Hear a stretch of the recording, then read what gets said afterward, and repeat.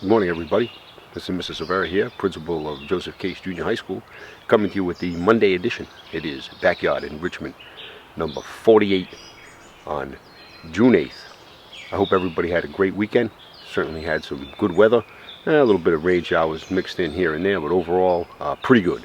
We start this Backyard Enrichment video, as we do all of our Backyard Enrichment videos, with an appreciation. And today I would like to recognize our music teacher, band director, Mr. Cadero. Mr. Cadero does a great many things for the students at our school. He is a music teacher, he is a band teacher, he directs the concert band, he directs our pep band, he helps coordinate the chorus, and in the springtime we have our marching band, which is unique to middle schools in our area, and usually they march in the Memorial Day parade. Of course, that was not held this year due to the circumstances surrounding the coronavirus. But we appreciate you, Mr. Cadero, for instilling a love of music in many of our students, and for all the many things you do above and beyond for our students and for our school. We appreciate you today. So, here we are again on a Monday in a fabulous morning. 60 degrees or so. You can hear the birds in the background, really active this morning as we move into the later part of spring. So on the weekend, boy, did we do a lot of things on the weekend, including we went shellfishing again. Got some more clams and some more quahogs. Me and Jake and Cole, we had a fun time doing that. I baked a cheesecake just to have something sweet for dessert around here. I know yesterday was the high school graduation. I watched a lot of that. It was streamed live.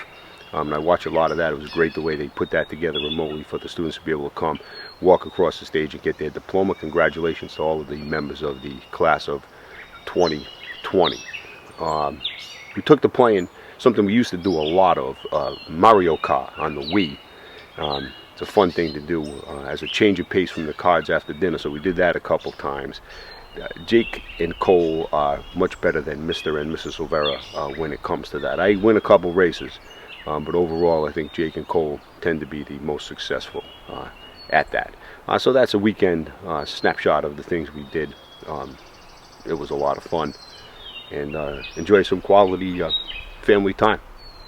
So for today's Backyard Enrichment video, I saw something the other day. I think maybe it was Jake that brought it to my attention, and it's something that had been a serious pest for a long time. It's not so much of a pest anymore. Let's have a look at this creature and discover why it's really not a bother like it used to be. This is the winter moth caterpillar, Aparoptera brumata. The winter moth is an invasive insect introduced into the United States from Europe via Canada. It was first discovered in Massachusetts in the 1990s.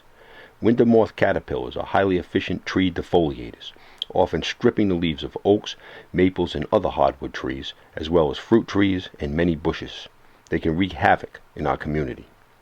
Commonly observed in late fall or early winter as a whitish adult moth, and in spring as a tiny green caterpillar.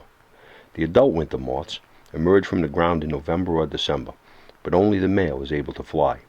The female climbs to the base of a tree or building and attracts the male through a pheromone that she exudes. After mating, the female lays a cluster of approximately 150 eggs on the tree bark or in tree crevices. Her life is then over. In March or April, the eggs hatch into a smooth green inchworm with a narrow white stripe running lengthwise on each side of the body.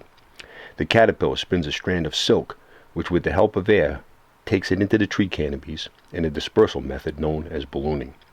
Once there, the damage to the tree begins as the caterpillars work their way into the tree buds and leaves to feed. Winter moth caterpillars can also drop from trees to nearby ornamental shrubs, such as roses. When feeding ends in mid-June, the caterpillars migrate into the soil to pupate and emerge as adult moths.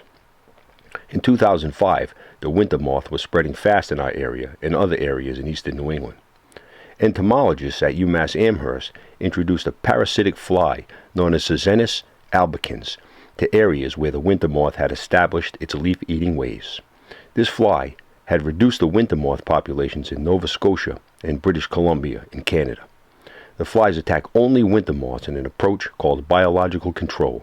They do not prey on anything but the winter moth. Beginning in 2005, the flies were released at several sites each year for a total of 44 sites in eastern New England affected by winter moths. By July of 2018, they had established Sezennus albicans populations at 38 sites. The winter moth population declined sharply, and as of today, we are free from the threat of the winter moth due to science. We had some bad winter moth problems here 5 or 6 years ago, but thanks to the biological control implemented, you still see winter moth and winter moth caterpillars, but much less than the population when they were causing a big problem. Take a look around. You might see this little cute winter moth caterpillar. Well, that's today's backyard enrichment video. I hope you enjoyed it. I hope everybody has a great day. Get your work done, and then get outside in the yard there. Have some fun, get some exercise, see the things that you can see in your backyard. I will be back there with you tomorrow for backyard enrichment number 49.